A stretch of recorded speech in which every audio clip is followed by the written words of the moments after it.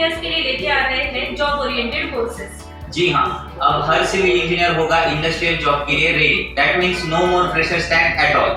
दोस्तों, इस job oriented course में हम आपसे इंडस्ट्रियल प्रोजेक्ट्स बनवा के ले रहे हैं, जिसमें आप 250 से भी ज्यादा इंडस्ट्रियल प्रोजेक्ट्स बनाएंगे, जिसकी मदद से आप एक एक्सपर्ट सिविल डिजाइन इंजीनियर बनेंगे।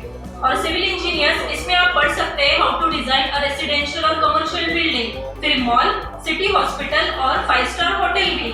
इतना ही नहीं, इसमें आप RCC and steel structure design, उसके साथ ही साथ आप इसमें मोबाइल टावर का डिजाइन, इलेक्ट्रिकल टावर्स का design, water tank, suspension bridge, ये और इसके साथ ही बहुत कुछ ऐसे डिजाइन आप सीख सकते हैं। बस इतना ही नहीं, सिविल इंजीनियर्स कैड सेंटर में क्रिसमस की ओर से आपको मिल रहे ढेर सारे सरप्राइजिंग गिफ्ट्स।